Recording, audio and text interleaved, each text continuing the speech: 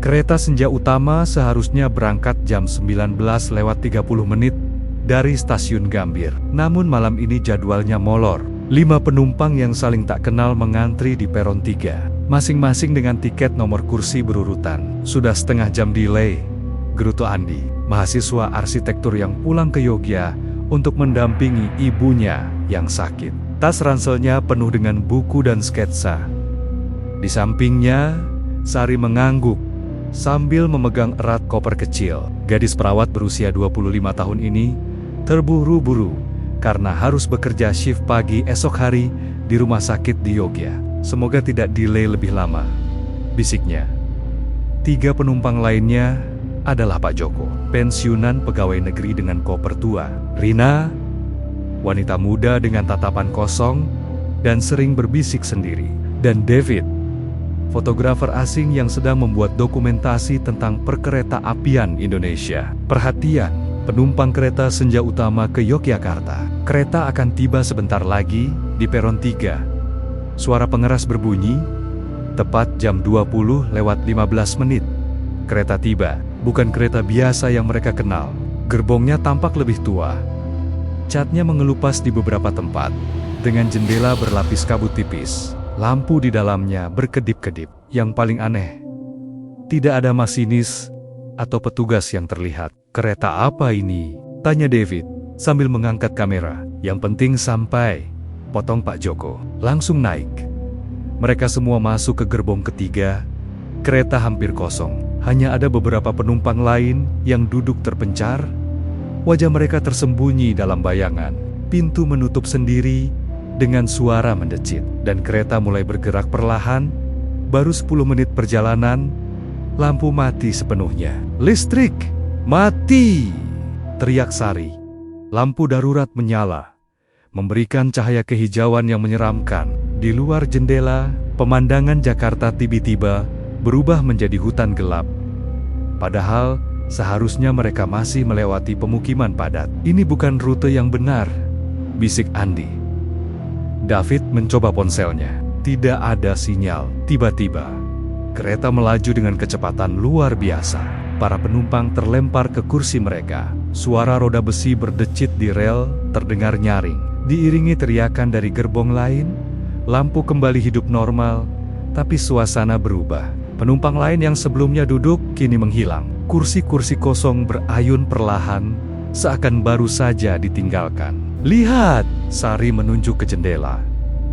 Di luar, mereka melihat pemandangan desa dengan rumirama tradisional Jawa. Tapi semua tampak statis seperti foto. Tidak ada cahaya lampu, tidak ada orang, tidak ada binatang. Hanya bangunan-bangunan senyap.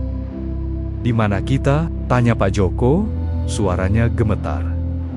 Rina yang selama ini diam, tiba-tiba berkata, "Mereka bilang, kereta ini hanya berhenti sekali. Di stasiun terakhir." Wajahnya pucat, matanya menatap kosong ke depan. "Anda tahu sesuatu?" tanya David. Rina hanya menggeleng, lalu kembali diam. Kereta tiba-tiba melambat. Di luar, sebuah stasiun kecil muncul dengan papan nama Halte Karangkemiri. Lampu stasiun menyala kuning redup. Kereta berhenti, pintu terbuka. Di peron, berdiri seorang perempuan tua dengan kebaya hitam. Wajahnya keriput, senyumnya lebar tak wajar. "Selamat datang," katanya dengan suara parau. "Ada yang turun?" Tidak ada yang menjawab. Perempuan itu menatap mereka satu persatu. Tatapannya berhenti pada Rina. "Kau kembali," bisik perempuan tua itu. Rina menjerit, "Tutup pintunya!" "Tutup!" Pintu menutup sendiri. Kereta mulai bergerak lagi. Perempuan tua itu tetap berdiri di peron. Senyumnya semakin lebar sampai menyentuh kedua telinganya. "Rina, apa yang terjadi?" tanya Sari, mencoba menenangkannya. Rina menangis terseduh-seduh. "Aku pernah naik kereta ini 3 tahun lalu. Aku satu-satunya yang selamat." "Kereta apa ini?" tanya Andi. "Kereta senja utama yang hilang tahun 2018, jawab Rina. "Setiap 3 tahun sekali, ia muncul untuk mengambil penumpang baru." David memeriksa kamera. Foto-foto yang ia ambil di stasiun dan di kereta semuanya kosong. hanya gambar kabut dan bayangan. Tidak mungkin menangkap gambar mereka, bisiknya. Kereta tiba-tiba berhenti lagi di tengah kegelapan. Tidak ada stasiun, hanya hutan. Suara pintu terbuka terdengar dari gerbong di depan. "Jangan lihat keluar," peringatkan Rina. Tapi sudah terlambat. Pak Joko telah menoleh. Dia terlihat melihat sesuatu yang membuat wajahnya memucat. Mulutnya terbuka, tapi tidak ada suara keluar. Tangannya menggapai-gapai udara, sebelum tubuhnya terseret keluar kereta oleh sesuatu yang tak terlihat. "Makan malam sudah siap," teriak suara dari luar, diikuti tawa-tawa anak kecil. Pintu menutup. Kereta melanjutkan perjalanan. 4 orang tersisa, ketakutan. "Kita harus tetap di dalam kereta sampai subuh," kata Rina. "Jika bisa bertahan, kita akan tiba di Yogyakarta yang sesungguhnya." "Anda tahu karena pernah berhasil?" tanya David. Rina mengangguk pelan. "Tapi waktu itu, kami berlima juga. Hanya aku yang tetap di kursi." Lampu mulai meredup lagi. Suara langkah kaki terdengar di atap kereta. Tap, tap, tap, seperti sesuatu berjalan di atas mereka. Andi mengeluarkan sketsanya. Tanpa disadari, ia telah menggambar sosok-sosok bayangan di kertas. "Aku tidak ingat menggambar ini," bisiknya. Sari melihat ke jendela. Di refleksi kaca, ia melihat penumpang-penumpang lain duduk di kursi mereka. Tapi ketika ia menoleh, kursi-kursi itu kosong. "Jangan percaya apa yang kalian lihat," kata Rina. "Mereka ingin kita turun." Kereta melintasi terowongan gelap panjang selama 3 menit. Dalam kegelapan total, mereka mendengar bisikan-bisikan dalam bahasa Jawa kuno, menawarkan tiket pulang, menjanjikan keselamatan jika mereka mau turun. "Tutup telinga!" teriak Rina. Ketika keluar dari terong, satu penumpang lagi hilang. David, kameranya masih di kursi. Layarnya menunjukkan foto selfie David dengan sosak-sosak bayangan di belakangnya. Semua tersenyum. "Tidak," bisik Sari. "Hanya 3 orang tersisa sekarang. Andi, Sari, dan Rina." Jam menunjukkan jam 3:15. "Hampir," bisik Rina. 1 jam lagi." Tapi tiba-tiba, kereta berhenti di stasiun besar. Papan bertuliskan Yogyakarta. Lampu terang, peron ramai dengan orang-orang. "Kita sampai." "Seru Sari lega tunggu," kata Rina. "Ini bukan Yogyakarta kita." "Iya, benar." Orang-orang di peron bergerak patah-patah seperti robot. Senyum mereka identik, terlalu lebar. Suara pengeras berbunyi, "Selamat datang di Yogyakarta. Semua penumpang harus turun." Pintu terbuka. Udara dingin masuk. "Jangan turun," desis Rina. "Ini jebakan terakhir." Tapi Sari sudah berdiri. "Aku tidak tahan lagi. Aku turun." "Andi, tolong hentikan dia!" teriak Rina. Andi mencoba menarik Sari, tapi gadis itu sudah melangkah ke peron. Begapa kakinya menyentuh lantai peron. Tubuhnya membeku. Senyum sama seperti yang lain muncul di wajahnya. Dia berbalik. Matanya kosong. "Turunlah. Di sini nyaman." Pintu menutup. Kereta bergerak. Hanya Andi dan Rina yang tersisa.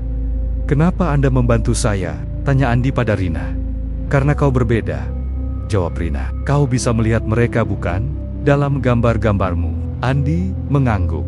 "Aku menggambar mereka tanpa sadar. Mereka adalah penumpang yang hilang. Roh-roh terjebak. Aku juga salah satunya, Andi." Andi menatap Rina. "Apa maksudmu?" "Kereta tahun ke-2018? Aku tidak selamat." "Andi, aku adalah hantu yang mencoba mencegah orang lain mengalami nasib sama." Wajah Rina berubah menjadi transparan. Di belakangnya, Andi bisa melihat kursi kereta. Aku sudah mata 3 tahun lalu. Tapi setiap kereta ini muncul, aku naik lagi. Mencoba menyelamatkan yang bisa diselamatkan." Kereta mulai melambat. Di luar jendela, fajar mulai menyingsing. Pemukiman padat Yogyakarta yang sesungguhnya terlihat. "Ini dia, Yogyakarta yang sebenarnya," kata Rina sambil tersenyum sedih. "Kau selamat. Dan Anda?" tanya Andi. "Aku akan kembali. Menunggu kereta berikutnya 3 tahun lagi." Kereta berhenti di stasiun Tugu. Pintu terbuka. Suara penumpang riuh, penjual makanan, kehidupan normal. Turunlah, Andi. Dan jangan pernah naik kereta senja utama lagi. Andi melangkah ke peron yang sesungguhnya. Ketika ia berbalik, Rina telah menghilang. Kereta di depannya adalah kereta modern biasa, penuh penumpang yang mengantri turun. 1 bulan kemudian, Andi mengunjungi ibunya yang sakit. Di meja samping tempat tidur, ada foto keluarga lama. Di belakang foto, tulisan, "Keluarga Sri Rina, korban kecelakaan kereta 2018. Di bawah foto, ada kliping koran. Kereta senja utama terjun ke jurang. Semua penumpang tewas. Nama-nama korban tercantum. Yang terakhir, Rina Sriwijayanti, 24 tahun, perawat. Tangan Andi gemetar. Dari saku jaketnya, ia mengeluarkan sketsa yang ia buat di kereta.